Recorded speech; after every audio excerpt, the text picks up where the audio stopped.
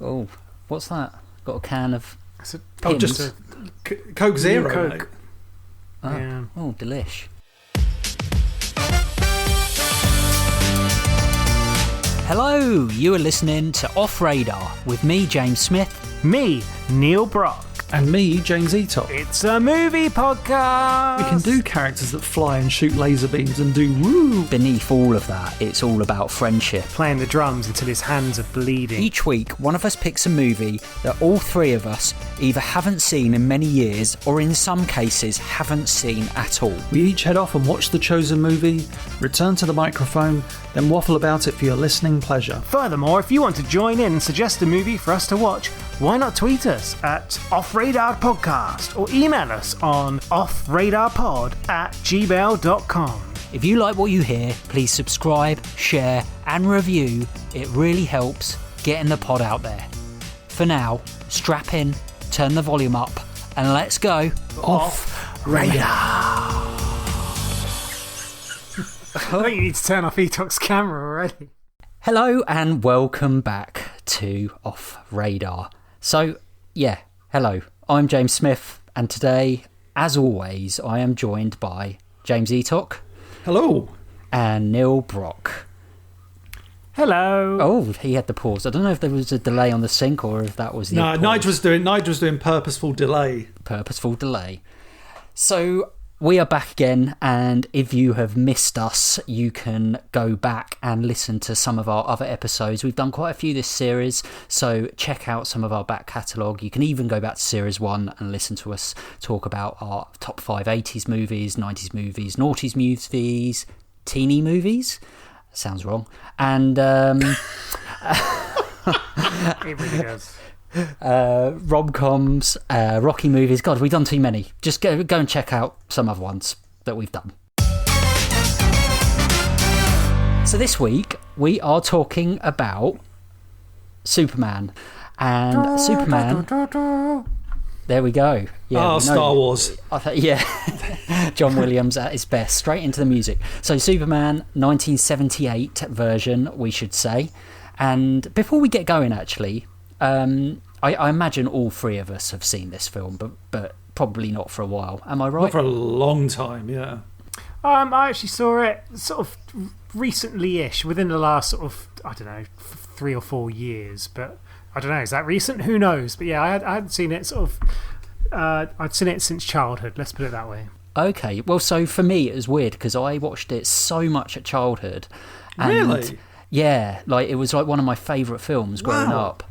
And then revisiting it, like I couldn't really remember it, but watching it back, I was like, I remember all of this so well because it just totally stuck with me.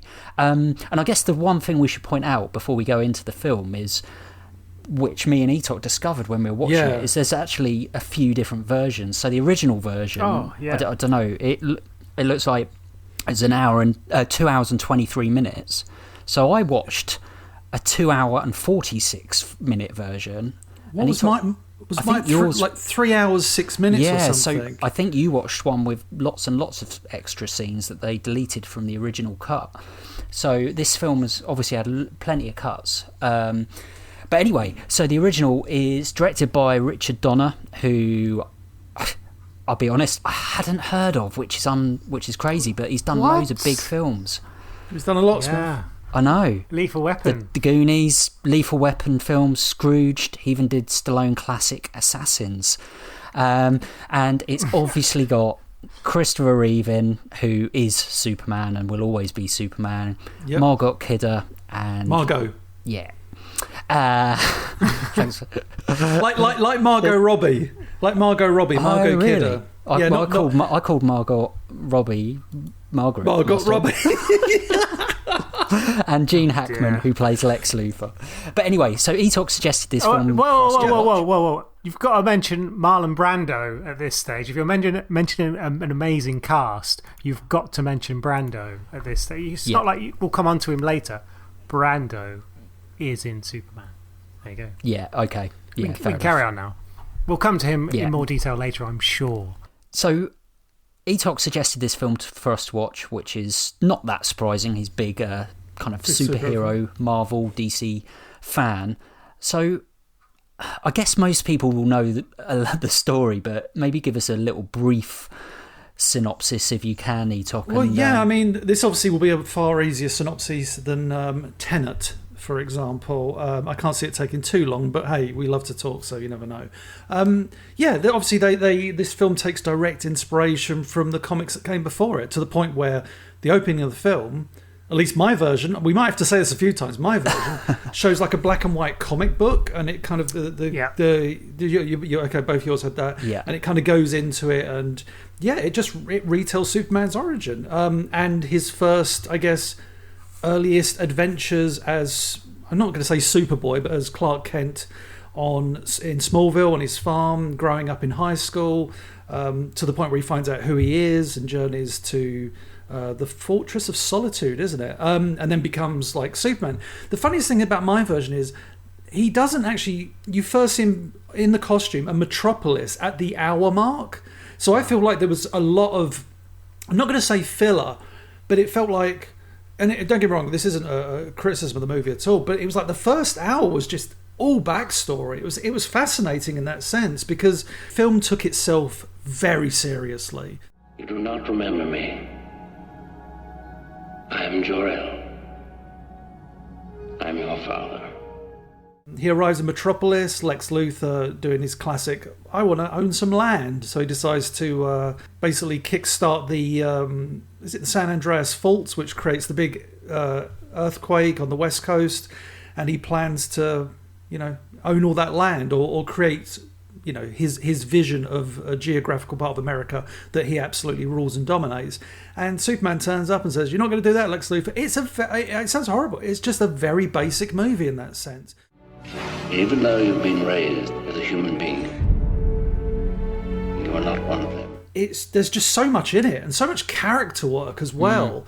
For a time when, I think this is the thing about this movie, it's fascinating because prior to it, you had like some TV movie stuff, I guess. I can't remember exactly when the Spider-Man live action TV show was with Nicholas Hammond.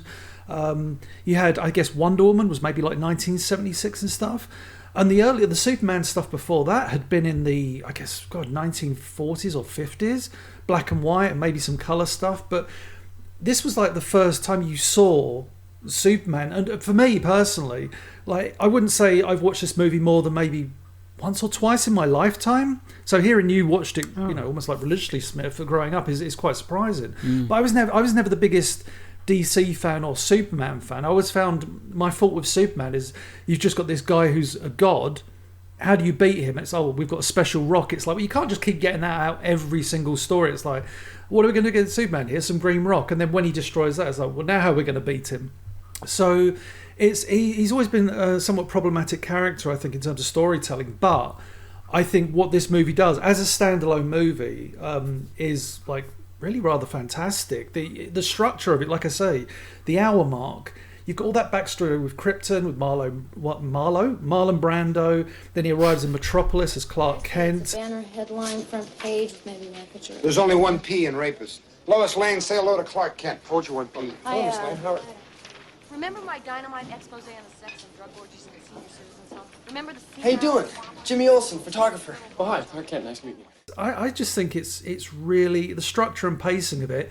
The 3 hour 6 minute version I watched was, but that's the thing. It didn't feel like a 3 hour 6 minute movie. It drew me in. Like I say, I think it's got three very clear acts. Where first act, Krypton, Smallville. Second act, you got Metropolis. Third act, time to fight Lex Luthor. Because literally that second act is people adjusting to the arrival of Superman, and that includes Lex Luthor as well. Tell me something, Lex. Why do so many people have to die for the crime of the century? Why? You ask why? Why does the phone always ring when you're in the bathtub? Why is the most brilliantly diabolical leader of our time surrounding himself with total nincompoops? I'm back, Mr. Luthor. They cast it with unknowns except for Brando and Gene Hackman. Ned Beatty, who we last saw in Captain America 1990, obviously, is Gene Hackman's sidekick in this. But obviously Hackman had done, I think, French Connection at this point. Brando had become like a movie icon. But the kind of the two, I guess, lead characters in Christopher Reeve and Margot Kidder, I just think they're fantastic, and the chemistry between them. I forgot how good they are in this movie. And what I love about, I mean, he's almost so perfect that as we've seen in the decades that have followed, it's impossible to replace him. When you say Superman, you just think of Christopher Reeve's face. You really shouldn't smoke, Miss Lane. Don't tell me lung cancer, right? Well, not yet, thank goodness. And his mannerisms and the way he portrays Clark Kent and Superman, it's so subtle. But like when he's Clark Kent, you see there's one scene, at least in the version I watched, where he's at Lois Lane's, and he takes off his glasses briefly, like he's going to tell her a secret. But it's great because he slouches and he takes off his glasses, rises up as Superman, and then puts his glasses on. Okay, Lois. And I love that ability to change personalities. He's always got that conflict, hasn't he, throughout the whole of the film, where he really, really wants to tell her that he's Superman, and he makes so many hints about it throughout the film. He's almost like, it's like a serial killer who really wants to be figured out, but he just can't kind of like bring himself to do that. Lois, there's something I have to tell you. I'm really... I was, at first, really nervous about tonight. But then I decided, well, darn it, I was going to show you the time of your life. That's Clark, nice.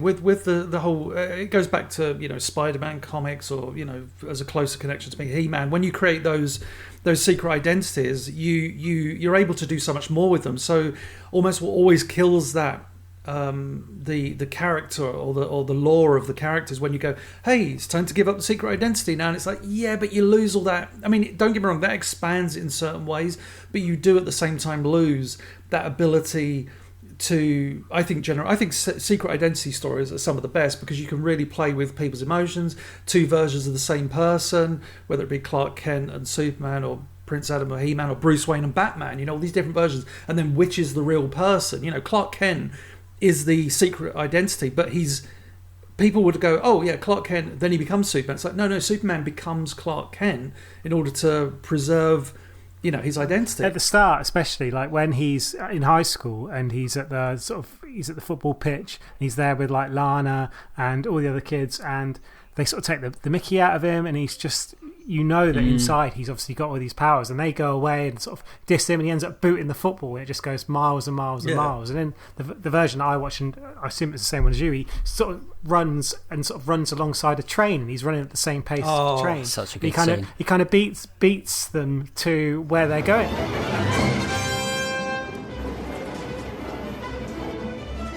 Like, Clark, how did you get here? And he sort of just stood there being really cool, and his dad comes over, and it's actually a really beautiful scene where he kind of describes to him, like, obviously you kind of have to keep this sort of within yourself, you have to be true to yourself, all that kind of stuff. And his dad as well, like, for like quite a small role, and this is obviously his dad on Earth, his sort of foster parent, as opposed to Brando's. Brilliant actor, and I was tearing up when he passes away moments after. Yeah. So I didn't realise that his dad died so early on in the film. I couldn't remember that. Yeah, it's quite a sort of shocking moment, but I think the actor that was sort of playing the role, sort of the father role, not the sort of Brando, his dad on Krypton, was just an amazing actor. Like, it was such a beautiful performance, and I really sort of teared up as I was watching it. And even though you'd only known the characters for a very short amount of time in the film itself, it was just really, really touching, and sort of him being left alone with Martha Kent. And it's quite interesting as well, I suppose, from like the Christopher Reeve Superman perspective, that whilst he's not in the film for this huge sort of first act, as Etok kind of said, they did actually use Christopher Reeve's voice and dubbed it over kind of like the child actor, of which the child didn't know until he sort of saw the premiere and got quite annoyed about. But you did kind of have that first intro into Christopher Reeve being in the film. I found it slightly weird, so I read that Christopher Reeve was only 24 when he played the role, and that's crazy. And the guy who played like an 18-year-old, it's like, I don't really understand why they didn't actually get Christopher Reeve to play that role, because the age difference was so minimal, you know what I mean? Rather than that seems 10 years or something. It's not like he's aged very much. unless it was... Well, Reeve's quite a big guy, isn't he? And he was obviously absolutely ripped as well. Maybe it it's quite difficult to kind of have him as this like sort of smaller high school sort of kid. Maybe it was along that lines, and they wanted to sort of clearly define that first, and kind of the second act, the Metropolis act, when he first goes there. And I think there's a lot of it's a good point. There's a lot of kind of comedic touches in that first bit. You mentioned about sort of Clark Kent / Superman doing the bit with the glasses. That's a beautiful little bit, and there's kind of Lois Lane constantly misspelling things. There's kind of like normal film, just kind of amusing bits going on all the time. And like you said, it's sort of a bit different from what you'd expect from like a comic book film. Certainly today, it's all kind of like nudge, nudge, wink, wink type jokes. It was just kind of like funny little aspects of the film that were sort of carrying on in that first little bit, even though it was quite dark. I really like the scenes in the Daily Planet. I thought they really kind of created an awesome cast of characters, from Jimmy Olsen to Lois Lane to Perry White, Clark Kent, all kind of mixing up in the office and having those conversations and going in and out of Perry White. Perry White? Yes, his name. Perry White's office. Hi. Oh, hi, Clark. Hi, Lois. How'd you like your first day on the job, huh? Oh, well, frankly, the hours were sort of longer than I expected, but on the whole, meeting you and Jimmy Olsen and Mr. White, gosh, on the whole, I'd say it's been swell. Swell? Margot Kidder is so good, because what I love about it is if you were to cast her these days, and this is no disrespect to the current like Hollywood world film industry, but 9 times out of 10 it would probably be a stunning statuesque brunette who's like, I'm Lois Lane, or Amy Adams is the case, obviously redhead, but not exactly like What I loved about Margot Kidder is, obviously she's beautiful in her own way, but she's just normal, if that makes sense. And her normality strengthens her, and her whole personality. It's incredible for a female character as well during that time to be so badass, as it were. She isn't just like, oh, I'm the damsel in distress. And don't get me wrong, obviously she plays that role once or twice in the movie, but I feel like she is cast so perfectly. It's interesting, actually. She starts off as... She's almost kind of a stern, quite a difficult woman when Clark Kent first meets her. You could tell like the chemistry is like he kind of likes her, but she's really not interested in. Well, she's obviously not interested in Clark Kent, but she's very stern. She can only look one way, and then the realness, like you said about the Daily Planet. All the kind of sound is all very real. There's no music. There's no big crescendo. Yeah. It feels like almost kind of documentary-ish as you're in that kind of Daily Planet scenes. And I think that is so good. Like The Office, Ricky Gervais. It is a bit. You're waiting for a printer to print and stuff. Proper respect. Not only does he have a snappy, punchy prose style, but he is, in my 40 years in this business, the fastest typist I've ever seen. Excuse me. That compared to what comes later, and obviously in any other superhero film that you see nowadays, you rarely get that massive build, because like you say, like in the film I watched, which was 2 hours 46, like you still got a lot of build. I think there was less when he's a child. It basically picks up the truck and then that's it. And then we see him when he's like 18 for a little bit, but then most of the build is in the Daily Planet, and as he's kind of becoming like Clark Kent and that, and obviously we should talk about kind of Christopher Reeve's performance as Clark Kent is, we always associate it with Superman, but actually the only reason we associate it with Superman so much is because how good he is at playing that bumbling fool as Clark Kent. You forget that he's two characters, even though all it is some glasses and slicked hair. It's like you actually do forget, because he just plays it so absolutely brilliantly well. It's crazy. It's because it's a comic book movie, it's never going to be, like a raging bull or anything like that. But you've got an actor playing two roles, and it's like, okay, you're playing Clark Kent and Superman. But the challenge of it is, how do you play this other character? How do you play Clark Kent in a way that makes people forget that he's Superman? And that's like, I think for an actor to be able to do that is fantastic. And you watch Clark Kent, and there are times you just forget he's Superman. Yeah, he'll do the odd little thing, you're like, oh yeah, that's because he's Superman. But there are other times you watch it just thinking, Oh yeah, he's like, there's a scene where they get mugged, which is one of the quite early scenes, and you're like, oh God, what's he going to do? And he steps in front of her and catches the bullet.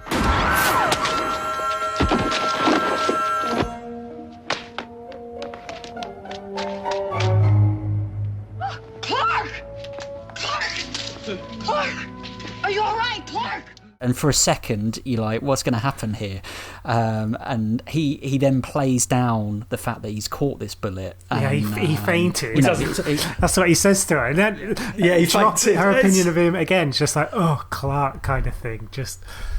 I mean, we got to talk about Gene Hackman. I think he's so good in this. Like, again, it's Gene Hackman, but he plays the role of Lex Luthor so well that I forget I know it sounds really cheesy, but I forget I'm watching Gene Hackman. Yeah. I feel like I'm watching a comic book villain, but not one that's cheesy, because his plan isn't... I mean, as the Superman films go on, obviously, by Superman 4, like, Gene Hackman is the cheesy comic book villain. But in 1, because I think his plan is so real in a way, it's not, I'm going to create an evil Superman. It's, what I'm going to do is I'm going to do something that's actually humanly possible in this world. And I think that's the beautiful part about it. And kill millions of people in doing it. Yeah, and it's, you watch that and go, that's something could feasibly happen. You fire a missile into the San Andreas Fault, I'm pretty sure a massive earthquake is going to happen. Millions of innocent people would be killed. The West Coast as we know it would fall into the sea. Bye-bye, California. Hello, new West Coast, my West Coast. It's interesting what you say about Lex Luthor, actually, because there's a part in the film where it's building and Lex Luthor's basically trying to trap Superman, and he's going like underground and he's getting like machine guns fired at him. I love that bit. And I forgot about this whole kind of sequence, and it's so sinister because if you think about it, that was only in the extended cut as well. That's probably why you didn't. That's why I didn't remember. Right. So. Okay. So if you haven't seen the extended cut, there's a scene where Superman is basically trying to find Lex Luthor, and he goes underground and he gets a machine gun and it's fire, and there's basically loads of. It's almost like a kind of computer game. Yeah, it's like a video game. Yeah, like ice as well, isn't it? Tries to freeze him. The pressure's still on you, Superman. You know what they say, if you can't stand the heat, get out of the tunnel. After watching that part, you really don't like him. He's not a likeable character, even though he has these moments of comedy.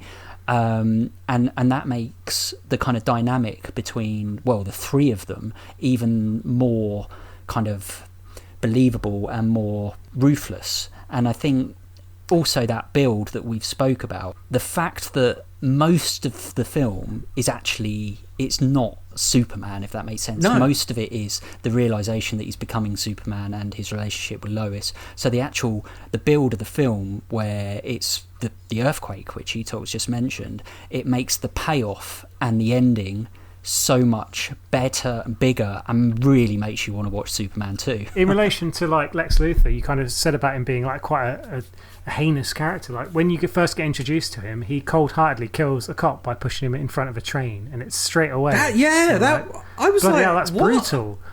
Yeah, it's really, really sort of.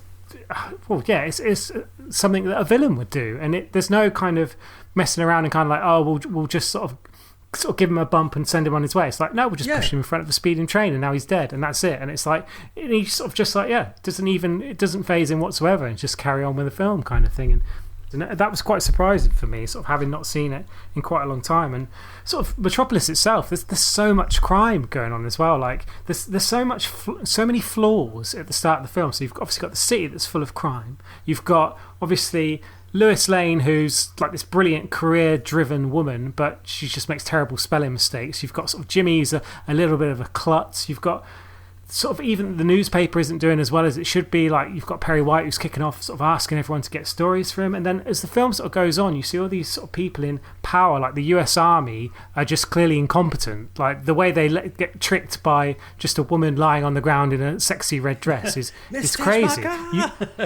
You've got Gene Hackman, you've got Luthor, who surrounds himself with essentially a complete and utter idiot, and also a woman who's kind of so conflicted in sort of terms of her relationship with him. Again, it's just a very flawed relationship, and it was quite surprising to me that you kind of got this man, obviously Clark Kent, Superman, who is essentially the perfect human being. He barely has any flaws at all, and it's just surrounded by just human nature, just humans doing things badly, and quite a lot of the time as well. And that was something that sort of quite surprised me to see that as well. You were great in your day, Superman. But it just stands to reason. When it came time to cash in your chips, this old, diseased maniac would be your banker. Mind over muscle. Because obviously the famous sidekick is Miss Teschmacher. Miss Teschmacher! And obviously she's in that role as she's almost like the voice of the audience. She's like, why did you do that, Lex? You know, and it's a role that serves its purpose in a way. That moment where she's like, but Lex, my mother lives in so and so, and he's just like, you know, he just doesn't care. Yeah, again, how cold and brutal he is, just doesn't care. Well, that's right. He wraps the kryptonite round Superman's neck, puts him in the pool to drown. Horrific. What a way to it's go! Really, right? It's really, but because that's the thing. Superman is, how are you going to kill Superman? Big laser gun, big cannon, a rock and drowning. It's really dark because, and the way Christopher Reeve, the way they play it, I think because of the time and the budget back then, it all feels very real. Like these days, I'm sure they would never have an actor kind of drowning. They'd probably like CGI something or the other. But the fact you see him like gasping and like he's barely above water, going like "Help me" to Miss Teschmacher, and she comes down and obviously saves him. You know, gives him a little peck, and he goes off. It's such an impactful scene because up until that point, you've seen Superman as being invincible, totally invincible, and then you're seeing him drown, wet and weak, and being saved by some bimbo. You can't just stand there. You can't just stand there and let innocent people, millions of innocent people die. Maybe. I've got to go off like on a bit of a tangent just to ask if you both watched this version, because I think this may be one of the scenes that was added in mine. So when Superman goes on his, when he meets Lois Lane for the first, not saves her from the helicopter, when he flies to her very lush apartment for a reporter. The helicopter scene we should just mention as you just mentioned it. No, I'm just going to say what an amazing scene.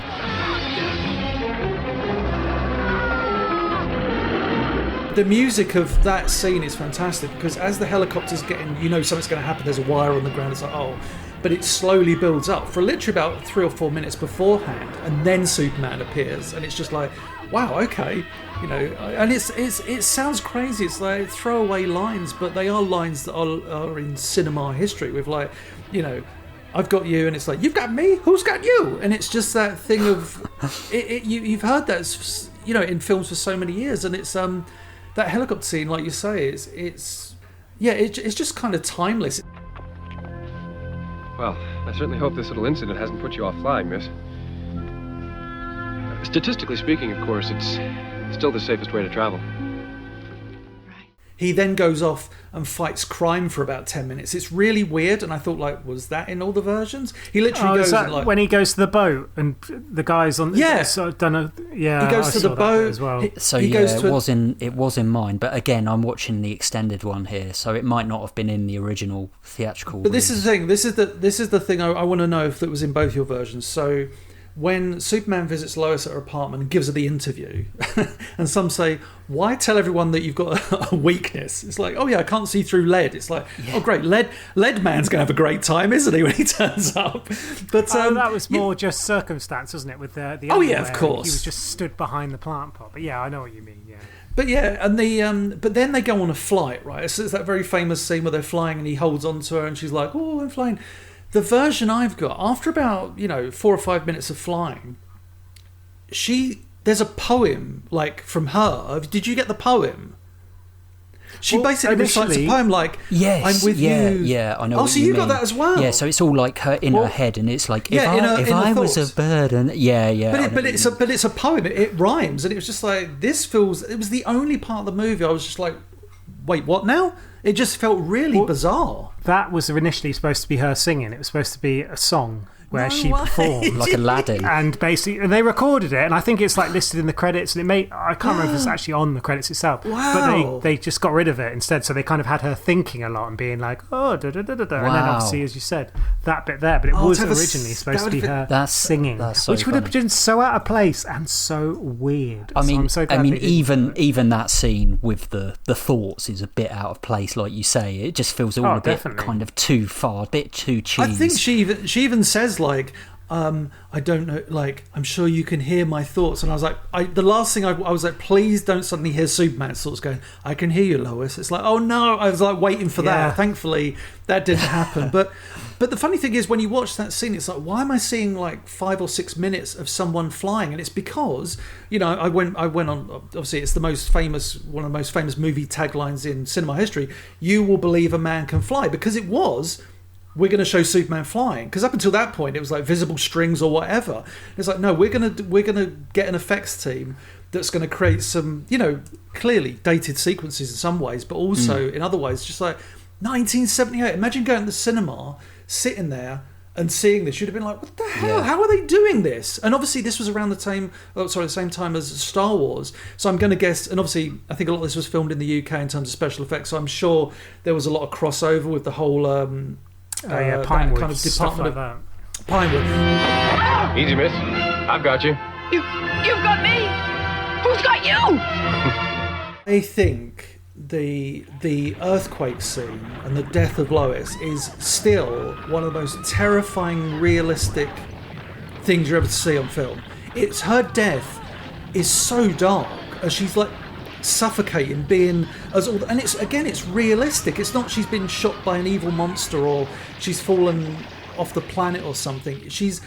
You see her desperation, and as an actress it's like, fucking hell, you were like being buried in mud, but it's so believable. And that scene at the end, it gives me goosebumps and brings tears to my eyes when Superman discovers her, and he carefully gets her out of the car.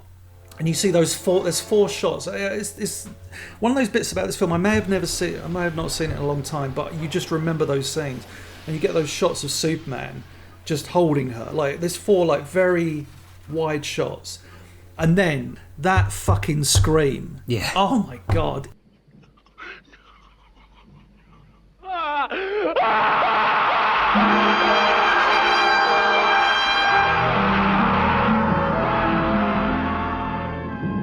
He just screams and it echoes almost like throughout time, and he just takes off into the sky, and it's like, fuck. It gives me goosebumps. I tear up a little when I see it. It's interesting because up until that point in the film, you've seen very little emotion from Clark Kent or Superman, you know, like up until the very end, we don't really, you know, you don't see that emotion from him. He's very cool as Superman, and he's just playing a character as Clark Kent. So when you realise that he is actually in love with her and she's died, and the only way to save her is do the one thing, or one of the only things that he's not allowed or not meant to do, that his father told him, is turn back the globe and turn back time, which is always a bit confusing, because he turns back the time and then I'm like, where's the Superman that was in the past? Like, anyway, it's very, very problematic. But I think you just trust it and you go with it. It is forbidden for you to interfere with human history. The one thing we should mention, which you did touch on, obviously the music is as iconic as the film, and what jumped out to me as I was watching it is, it's not those phrases, the key phrases, it's how constantly you get little variations of the but throughout the film, if it be slightly darker or a higher chord, and you just get little, in true John Williams style. I'm sure he does it in indie and, you know, plenty of those type of films, but, you know, the elements of Christopher Reeve, the music, the build, you know, really pulls together and makes it, even now in 2021, in my opinion, a fantastic film. The problem with Men of Steel, there's never one around when you want one. Random trivia, why not? Bit of random trivia. Perry White, they originally were going to get none other than Jack Klugman, aka Quincy, to play Perry White, but he pulled out last minute and they replaced him with a guy who did a very good job, Perry White, but that could have been nice. You mentioned about Tess Barker, and earlier you were kind of saying how aside from there being obviously Hackman and Christopher Reeve, there wasn't that many other kind of major names in it. Well, at the time, she had actually won a BAFTA, a Cannes Film Festival Award, and was nominated for an Academy Award as well. And she was actually the first actress to appear nude on American TV by exposing her breasts during a PBS broadcast in 1973. And it's quite interesting that she's kind of like... her character is obviously... She's dating a criminal, so there's obviously something a little bit off with her, no matter how nice she is or how misguided she is or whatever. And it tied in quite nicely to her character, that she was probably seen in America at the time as this kind of woman on the edge. Oh, she exposed her breasts on TV. Wow, that's really like, and now she's with Lex Luthor doing all sorts of criminal things, even if, as we sort of well know, by the end of the film, she kind of does Superman a solid and kind of gets her mum saved as well. That's almost a bit of, like you say, it's almost like a bit of genius casting right there. The women in the film didn't necessarily go on to sort of big careers after this. I mean, there was that classic thing in the 70s in Hollywood where if you got to a certain age, you were pretty much either you're the granny or you're not in films anymore. And unfortunately, that seemed to badly affect Margot Kidder's sort of career from that point on. She didn't really do that much. Any more at home like you? Not really, no. I didn't think so. Something else about the film sort of being in the 70s, and like to us now, that seems like absolutely years ago. I mean, it's getting close to sort of 50 years. But there was quite a few sort of nods to the modern aspect of the film compared to obviously where the comic books were based. Like the most iconic is him going to change into the Superman suit in the phone box. Great, yeah. But obviously he can't, because it's one of like the newer ones where it's not a proper phone box, and he sort of ends up going in the revolving doors and flying out of that. So that was a really sort of nice nod to kind of say, you know what, this is Superman, but not probably as you know it from reading the comic books sort of since your childhood. And something quite interesting as well, where when I went to university, I did a journalism course, and one of my tutors was someone who had worked in sort of film journalism, and she said one of her first big gigs was to get to go to the Superman premiere and actually see the film when it was first shown in London. And she said the atmosphere was absolutely electric. Obviously, she was quite nervous because it was one of her first sort of things to go to, and she ended up chatting a lot to Terence Stamp, who... Oh, he played Zod. He played Zod, exactly. And something else that we haven't really touched upon is that first bit where it leads perfectly into the second film, trapping them in the glass and spinning them off into space. And so I remember watching it as a kid and being like, what's going on there? And it's not sort of really touched upon that much for the rest of the film. I think there's one bit, isn't there, when he's sort of flying around where they're kind of seen flying through space again? Or I think it's when he throws... Was it when he like gets rid of one of the missiles that's going towards... He gets, there's two missiles both heading different ways. He grabs one, he takes it into space, and as he flies past, or the missile goes past them, and they're in the Phantom Zone. Yeah. And they're like, help And the one us, thing I didn't get us. about that is like... So they put them into the mirror, and then obviously the planet is about to explode, so they all perish, and he kind of like but obviously puts them into the mirror, and like the Kryptonians didn't. This is another sign of like that incompetence of the flaws. You've got all these people who are supposed to be like the smartest people almost in the universe, and they can't see something that's so obviously coming towards them. It's like, there's a really big sun that's looking pretty angry. It's like, oh, it'll be fine. Oh, but by the way, Brando, you can't leave. And it's just like, oh, okay. Just another sort of act of incompetence from like the most intelligent people. And I think there was quite a lot of, I would say, kind of left-wing feeling about this film, in the sense of, like, as I said, a lot of the establishments, it kind of poo-pooed in this film, and I think that was part of kind of that 70s almost like flower power movement. There was definitely a subtle nod to that, to kind of bring that audience in, along with kind of your more staunch sort of conservatives that were probably a bit more prevalent in America at the time, and probably the sort of people that grew up reading those comic books as well. So I thought that was a really interesting take, and I think that's something Donner has done in quite a lot of his films to an extent as well, so it wasn't sort of just a one-off. The kind of the genius of this movie, in a way, of the filmmaking of it, was they were originally going to film two films back-to-back, which is something you would expect these days, but not back then. And so they filmed two films back-to-back, but as they were going through production on Superman 2, I think Donner just felt the studio were getting too involved, and he walked out. They kind of changed the movie in so many ways. But the funny thing is, because Donner was let go during 2, before 1 had been finished, to my knowledge, the Going Around the World Backwards wasn't due to happen until the second movie. I might be wrong about that, because obviously you got Superman 2, the Donner cut now. Yeah, so there were two versions, weren't there? There were two cuts of the second one, because I was looking up. I want to watch the second one after watching the first one. Well, it was Richard Lester that directed the second one, who did a lot of the Beatles films. He did like Help and A Hard Day's Night, so that was probably what he was primarily known for. The Donner cut came out, I reckon, about 2004 or 5, because originally it was a fan made thing. Like, fans were assembling. Obviously they had the script and they were assembling like a Donner-esque cut. And then Richard Donner, I think, just returned and said, the studio spoke to Warner and said, like, we think there's an audience for this. And sure enough, they released the Donner cut all these years later. But I think at the end of the Donner cut now, he goes back in time. So if you watched 1 and then 2 with the Donner cut, he just keeps going. The film ends. He's doing the same trick again. The Superman's not got no ideas.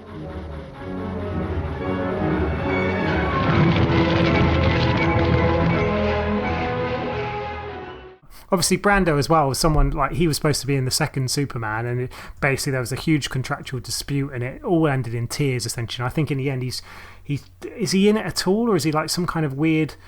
Obviously he's a hologram for a lot of the first one, but I think it's almost like they just use footage from the first one in the second. Yeah. I believe so. But Brando was kind of saying, for the freshness of his scenes, he didn't want to learn the lines in advance, because that way he could act to it as he's reading them. So there's a bit where they're putting the Superman baby into kind of this like spaceship as Kryptons essentially fall into pieces around him, and he had actually had his lines written on the baby's nappy so he could perform it whilst he was doing that bit of the scene. So during that scene, Brando is reading a baby's nappy for the lines. This country is safe against Superman, thanks to you. No, sir. Don't thank me, Warden. We're all part of the same team. Night. Just there's the one part at the end where Superman has a little look at the camera right at the end, and you're like, oh, yeah. But actually, it's not. I don't know. It's super cheesy, but I kind of love it. Where he flies off, and then it's the end of the film, and you're like, and obviously they don't we don't see that in film very often, especially in a film like this. So, Smith, we did see it in another superhero film. I think you'll find. I wrote it as my last note of Superman. The last fourth wall break we saw in a superhero film was Captain America. Absolutely. How can you not remember that? You fiend.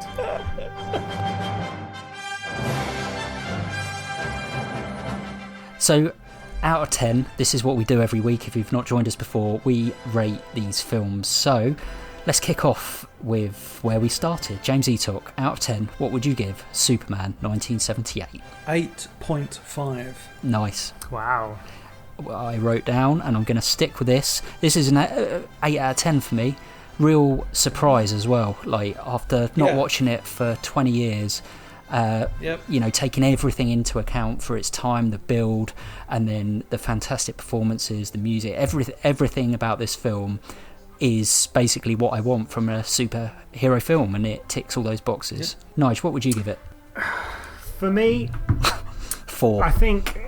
Well, no, it's aged. Like, the bit with the dam, especially with the miniatures, looks pretty bad, and that was like one of the bits that kind of made me think. And I've actually looked at the score I gave it at the time, and I actually think the score I gave at the time is too harsh. So I'm going to give it a better score than I gave at the time, and I'm going to say it's an 8 out of 10. Oh, okay, all right. I think you're going lower there. I really enjoy Superman. 7.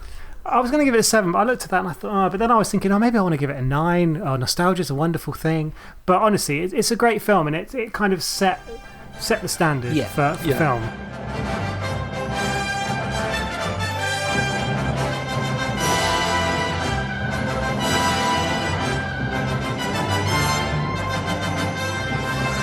Well, look, guys, I hope you enjoyed that episode. And if you want to get in touch, why don't you email us on offradarpod@gmail.com. You can tweet us at offradarpodcast, or you can follow us on Facebook at offradarpod, and let us know what you think about that film or any of the films we've reviewed so far.